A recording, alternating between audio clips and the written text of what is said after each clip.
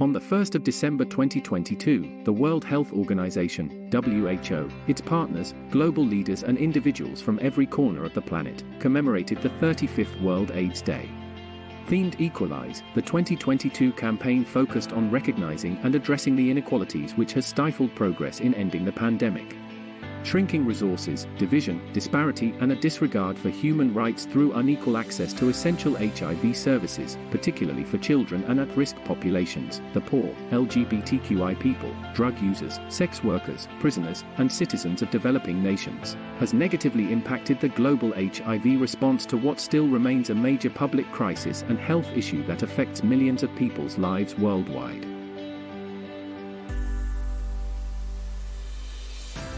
38.4 million people worldwide live with HIV AIDS. 1.8 million children are infected with the HIV virus. 84.2 million people contracted HIV since 1981. 40.1 million died from HIV AIDS since the first case. But with the introduction of modern medicines, it is no longer a death sentence. A 20-year-old infected with the virus today can live well into their 70s. So Doc, you say if I take those tabs, I can live a normal life again? Yes, you can. Like magic. But just not your crazy normal life again. HIV AIDS, once the leading cause of death in developing countries, is now ranked third. An increase in education on prevention and treatment has helped, but with nearly half the world's 1 million annual mortalities, poverty-stricken Africa's fight in eliminating the disease is a major concern.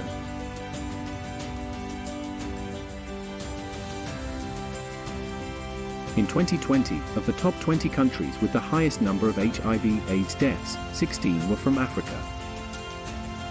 Sub-Saharan Africa accounted for some 398,000, 84% of the total 472,000 deaths in those 20 countries.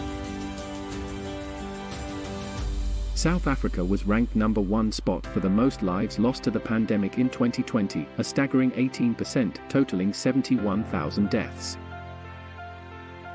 The 4 other remaining countries, Indonesia, Thailand, Myanmar and Brazil's combined figure equaled 74,000 deaths. What? You think I'm to blame? Why don't you go point fingers at that freaking bat? Human immune deficiency virus, HIV, over time causes acquired immunodeficiency syndrome, AIDS, which compromises the immune system and allows life-threatening opportunistic infections to thrive, resulting in death in 9 to 11 years. AIDS does not discriminate. It has killed both young and old, unborn babies and pregnant moms, rich and poor. Fame is not impenetrable. Los Angeles Lakers NBA star Earvin "Magic" Johnson announced his retirement in 1991 after testing positive and has since been an advocate for HIV/AIDS and safe sex. These kids scare me. I will come back later, maybe. Born Farrokh Bulsara in 1946 in Zanzibar, Tanzania, to Parsi Indian parents, Mercury was the lead vocalist of the glamour rock band, Queen. He wrote a string of hit songs, including Bohemian Rhapsody, Somebody to Love, and what today is globally recognized as the European Champions League football anthem, We Are the Champions. He was diagnosed with AIDS in 1987 and died on the 24th of November 1991 at the age of 45, a day after publicly disclosing his HIV status to the world. Eric Lynn Wright, better known as Eazy-E, was born in 1964 in Compton, California. Along with Ice Cube and Dr. Dre, was a member of the American West Coast gangster rap group, NWA. They released their debut multi-platinum album, Straight Outta Compton, in 1988. Eazy-E died of AIDS in 1995.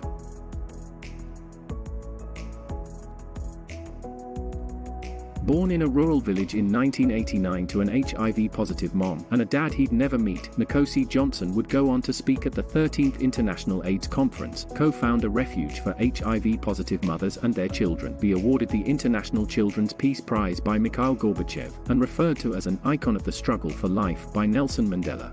The longest surviving South African child born HIV-positive at the time, Nkosi died in 2001 at the age of 12, but in his short life profoundly impacted public awareness and attitudes towards the pandemic. Serophobia is the prejudice, fear, rejection, and stigmatization of people living with HIV/AIDS. Despite laws prohibiting it, discrimination against HIV-positive individuals is pervasive worldwide. Housing, employment, and access to healthcare and social services are often restricted. Practices such as refusing blood donations from at-risk populations, compulsory HIV testing without prior consent, violations of confidentiality, targeted violence, and abuse are a daily experience of persons living with HIV. This leads to low turnout for HIV counseling and testing, identity crises, isolation, loneliness, low self-esteem, and a lack of interest in containing the disease.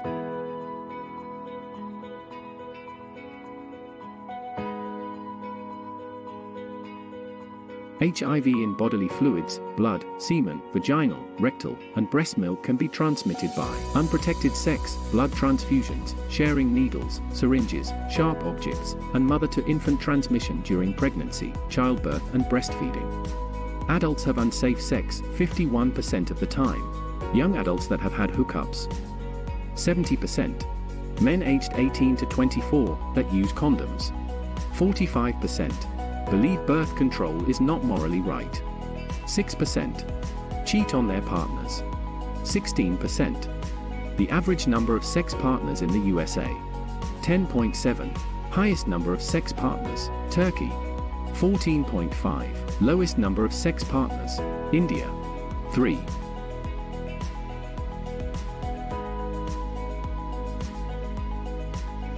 Antiretroviral therapy, ART, effectively suppresses HIV in the body, greatly reducing the chance of transmission. HIV non-disclosure is the criminal offense for not disclosing an HIV-positive status, and then exposing or transmitting HIV to a person, be it intentionally, accidentally, or unknowingly. Many English-speaking countries have signed the European Convention of Human Rights, where knowingly infecting others can lead to the accused being charged either under existing laws or expressly enacted laws, such as the criminal transmission of HIV in the US. The first person to be convicted of intentionally infecting another individual with HIV was Thomas Guerra, an American landscape architect sentenced to 6 months in prison for intentionally exposing dozens of other men to the disease. Johnson Aziga, a Ugandan-born Canadian, was the first person to be convicted of first-degree murder after the deaths of 2 women he had infected. Italian accountant, Valentino Toluto, whose partners testified in court that he would claim that he was allergic to condoms in order to convince them to have unprotected sex, was convicted of 30 transmissions of HIV and sentenced to 24 years imprisonment. German female pop singer and television personality, Noji Benessa, was given 2 years probation and community service for knowingly infecting a number of her lovers. 1 in 7 people living with HIV don't know they have the disease. Taking an HIV test is the only way you can tell if you have the virus, as AIDS symptoms can take years to surface. The test is quick, easy, and almost always free. Whether you test positive or negative, it is the first step in protecting your health and the health of the people you care about. Knowing your HIV status brings peace of mind and satisfaction in the fact that you took action in preventing the further spread of the pandemic.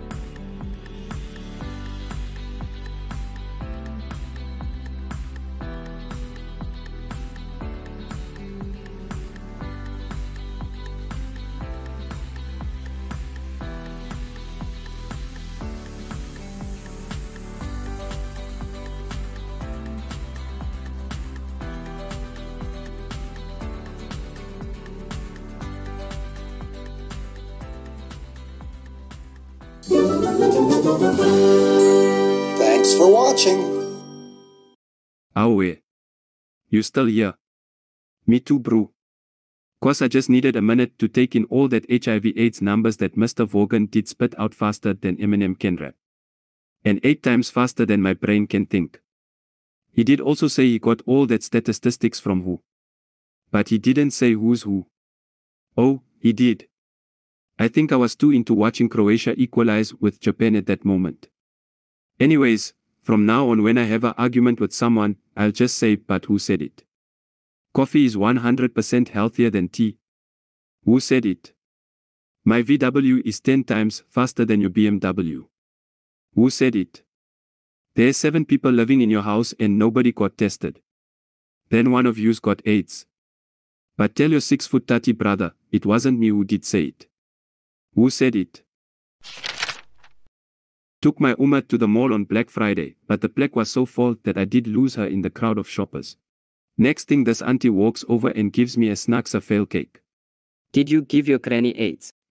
I don't know this lady from a bar of soap, but I'm thinking maybe she did hear about the AIDS I did give out like Oprah to the golden oldies at my Uma's old age home. I did answer her yes. Then she lost it, screaming GBV. Oh, she must have seen me put it into my Uma in the parking lot. Not GBV lady. GTI. I drive a 81 GTI Golfie, but Otani's most don't know cars. Skillik, I'm surrounded by security who tracked me over to this table where I see my Uma talking to the fattest nurse I'd ever seen. Her 3 sizes too small uniform was tracking at the seams with buttons popping off like she was changing from Bruce Banner into the Incredible Hulk. Soon as the nurse did see me, she starts bluckering 8 questions like a detective on Law and Order. Why did you give your granny AIDS? She told me you're her favorite grandson because you gave her AIDS. I got so bang I almost needed the vase bucket. I start talking like a tortured POW. Cause she did never hear nothing, but now she listens to me since I did put it in her. You sick man, where did you get the AIDS? From Uncle Sachi on the corner in the main road by us. He had it long already but wanted to get rid of it, and since he knew my granny needed it, he charged for the first only and gave all the others he had in the bag for free. If my Upa was still alive, I could have given him also. I can only imagine the big smile that he would have had on his face when I put it in him. You psycho, I'm testing you immediately. Sit. I almost cried when she pricked my finger. A few minutes later that nurse says I'm negative. How can she tell me I'm negative when she did just meet me?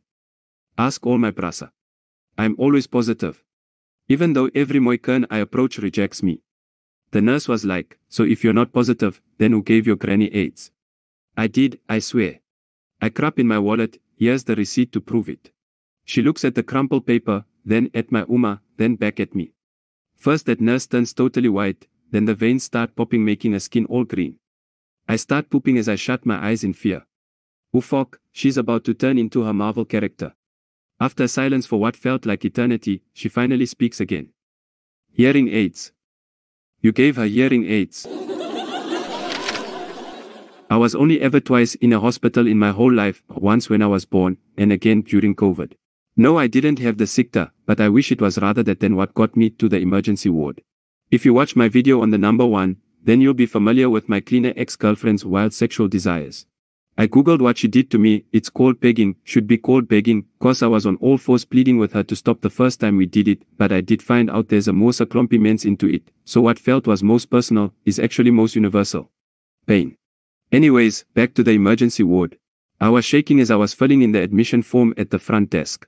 I was so embarrassed to fill out the question, what is your emergency? You see, my girlfriend didn't attach her strap-on dildo properly and it came off while we were doing it. We tried but couldn't get it out, it was too severe. So I was forced to go to hospital as it was vibrating its way further and further up inside. When the receptionist read my form, a massive smile came on her face. She abruptly got up and went into the back office with my paperwork. Next I hear a clumpy laughing coming from there. She comes back still smiling, wiping tears from her eyes. Doctor will be with you in a few minutes, take a seat. But I couldn't take a seat. I couldn't even sit in the empty taxi I rode in all the way from my girlfriend's flat. Taxi Gachi eventually accused me of trying to jab his job in the van. Finally they called my name. The doctor told me to pull down my pants and bend over the bed. He gave me an injection, then left the room. He came back followed by a group of medical students, loudly explaining my condition to them. As if I wasn't embarrassed enough before, now I was bent over a bed with my pants at my ankles with a bunch of university lighties looking straight up my rear end. By this time though I was feeling lekker aan from the injection. I heard him say to one of the students behind me, on with the gloves. Don't forget the KY jelly. I'll talk you through the procedure. The rest of you take notes. I felt the cold lube, instinctively clutching my teeth and shutting my eyes in preparation for what was coming, but I couldn't clench my bum hole. The jab had made it numb.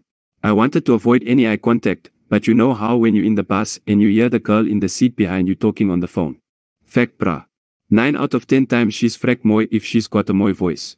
The opposite is also true, Koffels got the kakkers voices.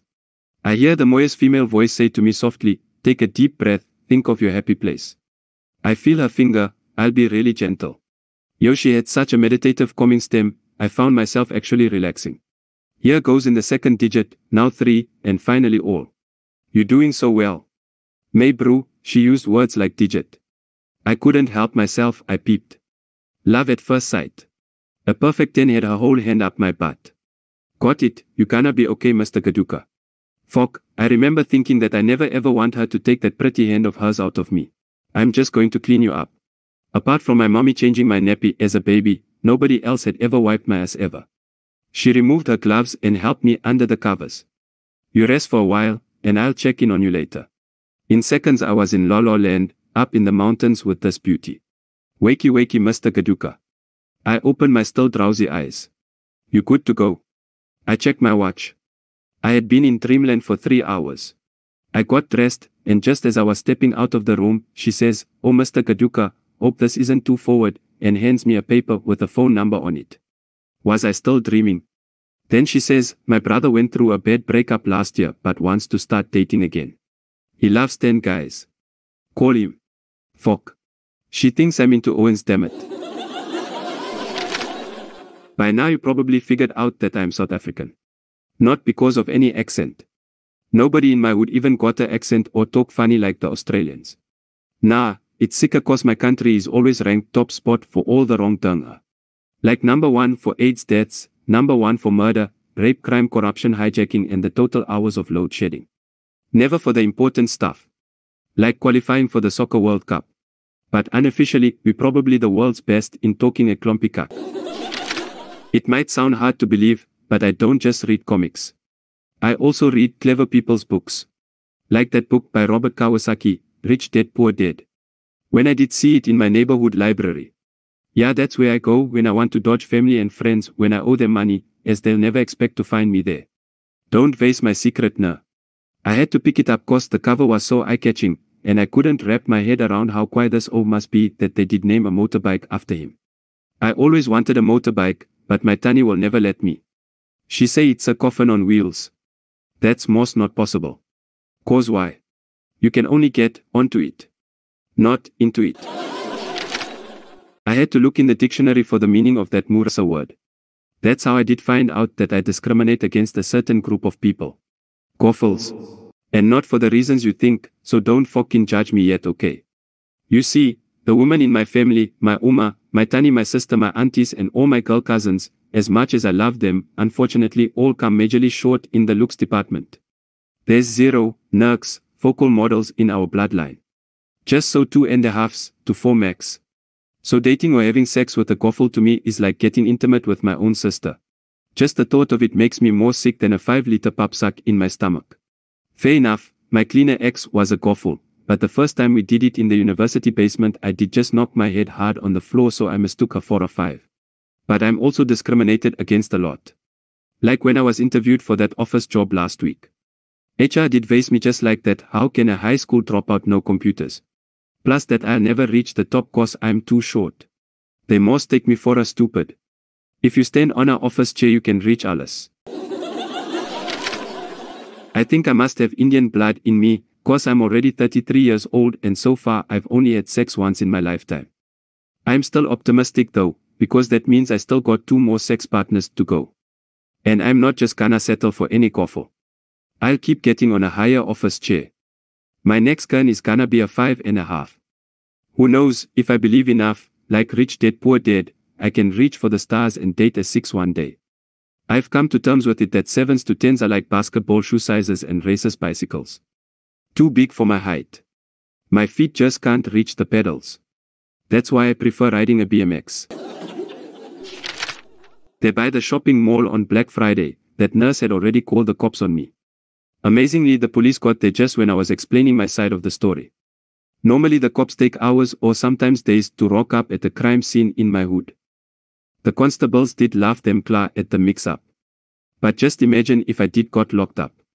I would have got knocked up with the real AIDS, cause I'm a pretty boy that's much too small to defend myself against jail rape. But how's that discrimination stories Mr. Vaughan told? The Italian bra gets 24 years for purposefully giving HIV AIDS to Mensa, while the German TV presenter gets community service for doing the same thing. I never saw her picture, but I bet you she must be a 10 to have gotten off so lightly. Yo, the world can be so a confusing plague these days. Especially when it comes to what people want to identify themselves as. Like this Mensa that want to be computers, calling themselves binary and non-binary. Or that lady who says she's a puppy dog on a lead and her husband is her dog trainer. The HIV test is just so confusing. It's like taking a geometry exams. In the mall when that nurse did tell me I'm lucky I'm negative cause a positive result is bad. Fuck, I was disappointed cause I did just read that to get rich you must be positive. To win all the championships Magic Johnson did say he was always positive he'd win, but then he was forced to retire from basketball cause he was positive. Plus getting 500 people to have sex with him in a year is a double positive. He must have had more magic tricks than David Copperfield. I tried to pick up 100 women in a year, but only got to have sex with one in my whole life when I was picked up off a wet floor by my cleaner ex-girlfriend. On the other hand though, Magic announced that he slept with people, so maybe 499 were actually transvestites and only one was a real woman. If I was into that, I am sure that I'd get just so lucky. So that would then make me and Magic's skill level on par. So, there you have it my brasa and sisters. HIV AIDS is real. They say the numbers don't lie, that's why I'll school you a bitchy more. Protect yourself and the Mensa you shagging over this festive season by always practicing safe sex. You can practice anytime like me by wearing a condom when masturbating. And no, pulling out before you come isn't practicing safe sex, especially if it's a drunk one-night stand. Don't be dumb. Remember beer goggles makes everyone look like a 10, so please wear a condom or you could end up with HIV, or worse, practicing changing the nappies of a Goffles baby in 9 months' time. Let's put an end to these pandemics once and for good. And don't ever forget. Who said it?